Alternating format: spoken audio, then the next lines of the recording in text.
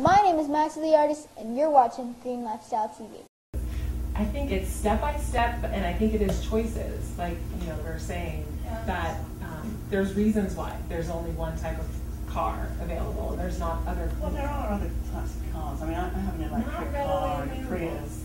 Not it's affordable. Like not everybody can afford those things. Right. But if when we buy a new car, we go out to keep that in mind and to try to buy like a used one, or just keeping it in mind and then trying to carpool when possible, because we can't become frustrated perfectionists, right? Like, we can't change it all right now, but if we just say, where am I right now? I'm sitting here in these clothes, like these shoes are Tom's, and like wherever you can start, just whatever you're physically touching, and then that ripple.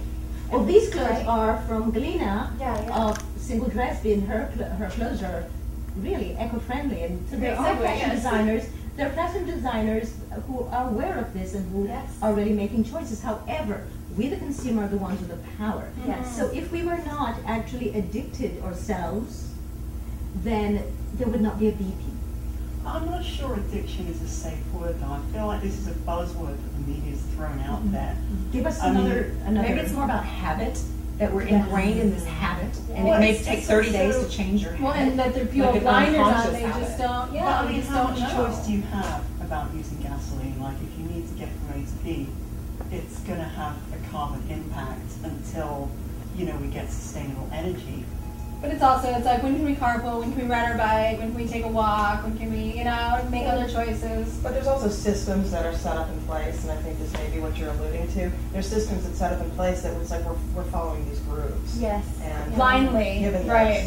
And it's like we're living in a city that's not set up easily for things like public transportation or even bicycling. Like, I bike 2 days a week, and I have to plan really carefully to be able to get everywhere I need to go on 2 wheels. Yeah. In fact, Tara, didn't you give up the car? I did. I've been car free for 9 years. In Los Angeles. In Los Angeles. The whole time I lived in Los Angeles. So, and I call it the big blue bus. It's my big blue limousine pulls up, and I take the number 1, which gets me all up and down Santa Monica, and the number 2 takes me all up and down Wilshire. And so I promise to that. So much from talking about that. Like, just by talking about it, you can make such a difference, and that's perfect for you to ask a question. I'm trying to show you that riding the bus can be sexy. Okay? It is about just changing not only the image, but creating what is cool, and what it used to be cool to drive a huge Hummer and SUV, and now it's not so cool. It used to be cool to ride a donkey. Really? It used to be cool to ride a donkey. There was a while back when you had a donkey, then your family was the one who had the money, or the one who was esteemed. But we keep changing what it is that we look for as something to aspire to. What we need to stop doing is aspiring to do and be, and just be. So I'm going to bring you all back to the original question, because I do believe, and the whole premise of this show is that everything is a metaphor for life, even though, and it's okay not to believe it, and that's why Nian's voice is so important here. However, if it's a metaphor for your life, where in your own personal life is energy spilling out? Right here. It's going, honestly, I struggle a lot with my thoughts, because I just get overwhelmed sometimes with the potential that we have, and with how many puzzles there are to solve and obstacles there are to overcome. And so it's really important for me personally, at least, and I think all of us struggle with this, to decipher which ones are imperative and which ones are meaningful and which ones are just distractions, and trying to channel the ones that are useful and kind of cap the ones that aren't. So. Well, and this is what yoga teaches us, is that yoga teaches us that we're always distracted by so many things around us, and we're always distracted by all these messages that we need more, we need more, we need more, we need more, but really we all have everything we need right now, and we all have it when we can really connect with each other. We all have it when we can live lives that are based on compassion, when we can really see that in each other, when we really see each other instead of just doing things out of reaction. So, for the solution, do we all agree here as a team that what we really need is a reconnection with ourselves and with each other? Yeah, absolutely. Absolutely. Gosh, it'd be really nice to each other. Nian. There's that, and then we don't need people like BP really messing up on a big scale. Well, there won't be any BP if you're reconnected to yourself and with each other. That's gonna There's take no a long need. time. That's, yeah, but I feel that change can be, I don't believe in change. I want transformation. Change takes too long. So as long as we're moving and falling, you know, we should be falling because that shows that we're pushing ourselves, and that's where we rely on each other to come in and say, oh, let me help you up, and let's move forward, and let's dust off those wounds and pay attention to them and heal them so that we can start, you know, so we can go back out again. And it's kind of like the balance of not totally locking yourself away and then getting really extreme and doing something, but just kind of pushing it a little bit every time, back and forth, and over time you make progress. Yeah, I think there's a danger in being too Pollyanna-ish about the whole environmental I think issue. it's great to have that I mean, perspective. it's like you can't ignore the gravity of the situation. It's like, as individuals, we need to be doing stuff, but then we need to look about how we can get how we feel out into the world, Yes. to the decision makers, and actually effect change on a larger scale than just, you know, I totally recycle agree. You see, I actually believe that we are the decision makers. I agree. If we hold our leaders accountable. No.